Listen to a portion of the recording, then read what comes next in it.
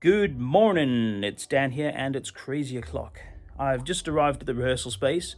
Unfortunately, I'm having to use my phone to record this at the moment because major tip is always make sure all your batteries, extra batteries, are all charged up for shoot day. Because I've basically got a wireless to go system, Rode, and for some reason the receiver, it was fully charged up yesterday, but I must have left it on or something. So it's always good to basically check in the morning to make sure that well, I guess it's probably best to check in the evening just before you go to bed when you're charging everything to make sure that they're turned off and it's all charging and everything is good. So yeah, I'm using my phone because of that. But yeah, so today I'm doing a little shoot. It's basically just a rehearsal of a band.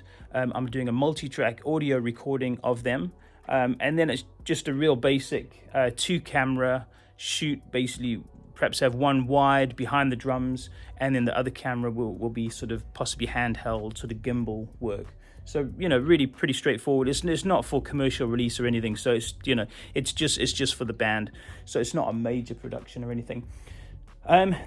It's always good to get onto set a little bit early, just to see if there's anything you can tidy up, maybe that sort of stuff. If there's anything else, if things need to be moved, things like that. Obviously, if there's certain things like this, that's going to be a bit too much for me to sort of get disappeared. So what I'd probably do is try and just block that out so that I'll set the angle of the camera so that I'm not shooting, those. But yeah, it's always good to kind of get on set a bit early just to have a look at things and see how you can improve things. We've got a couple of lights there as well, so we'll see if we can make use of those. And I will. I'll be back a little bit later to show you the equipment we've got. Cool. I'll speak to you later. Cheers. Bye. So microphone-wise for the setup, I have got some BSSDIs for the keyboards, and then there's some effects stuff. Got a Audix D6 for the kick drum. I've got some 604s, some 604s, 904s, two for the snare top and bottom. The reason I'm going for clip-ons is that I want to basically reduce the amount of stands. Two 604s for the toms, and then we've got two brass, so either it's going to be two SM57s or two Beta 58s, and then a 58 for the vocal, but SM821 for hi-hat to the drums, and then we've got two 414s for the drum overheads. That's as it is for the time being, so we'll see if we need to get any more mics.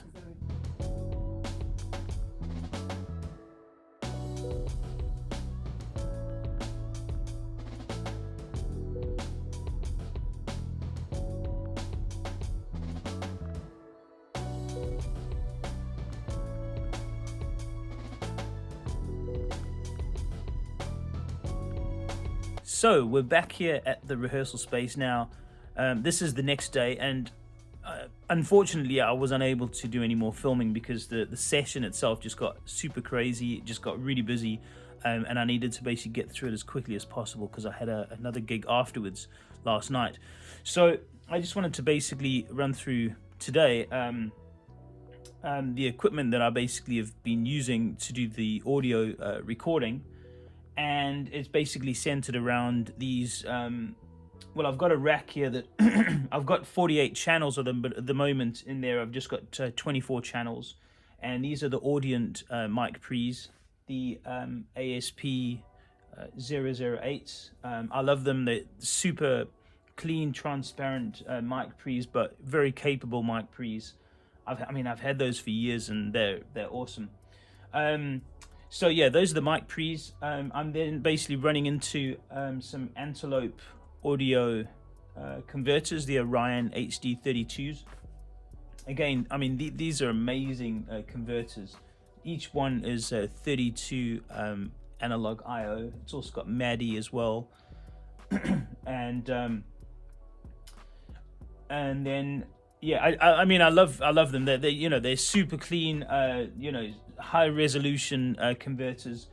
The only downside to Antelope Audio is no matter how good their hardware is, unfortunately their software is dire. It's absolutely, it's hopeless. I mean, I've got a Mac M1 Max, which I used, which would have been on top of the power conditioner, but unfortunately I didn't bring it in today. But yeah, anyway, the software that Antelope Audio releases is I mean, it's absolutely atrocious. I mean, for me to basically configure these converters, I have to use my wife's older Mac Intel processor computer to basically run the actual the launcher, to be able to, as I say, configure it, which is absolutely ridiculous in this day and age. I mean, how long has the M1 Silicon been out, and they still, they still can't release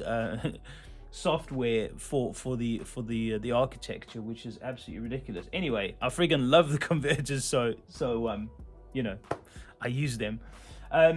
And then I've basically got an old school Alesis HD24 hard disk. I mean, we're talking hard disk. This is like IDE style, I mean, the thing is, I've had these for so long, and I use them as backups because they're just so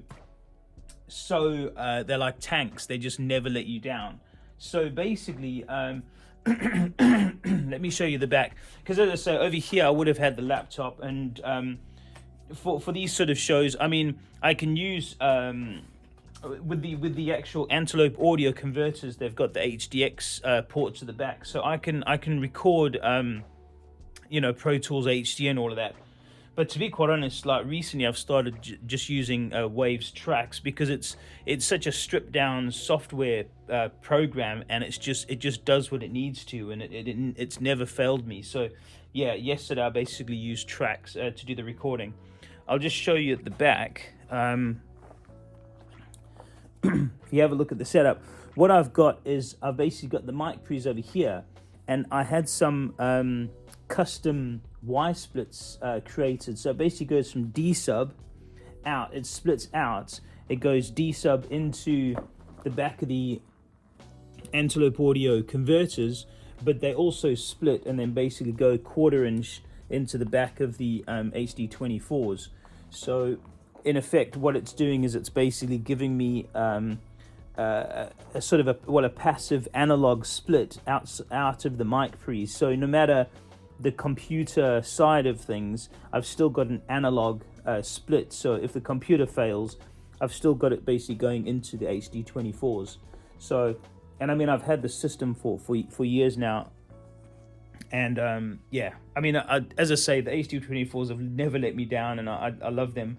You just got to watch the vibration on them. That's the only thing. Just make sure if there is any heavy bass frequencies and stuff, that you make sure that the actual rack is quite well sort of isolated from from any of the vibrations. So yeah, and basically this is basically where the band were, and there's the microphones left, which I'm gonna pack away. But yeah, going back to the actual set, what happened was we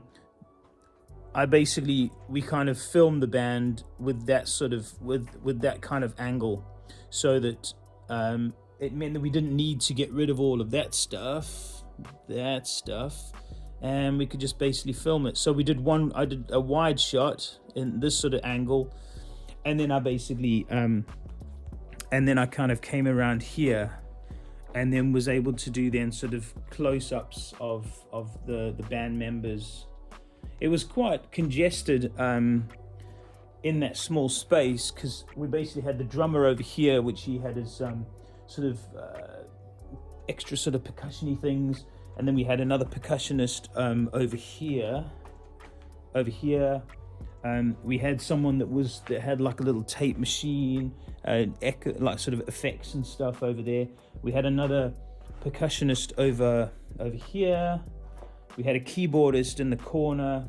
We had the two brass players there, and then the singer was over there.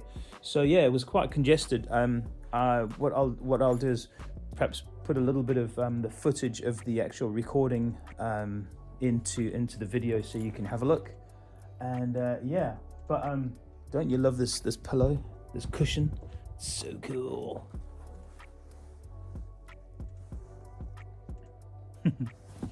Oh, and I was basically playing. We had a little PA setup where we've got these Function 1 1201s, and then I think it's a B18s subs going into an FFA 2004. There we go.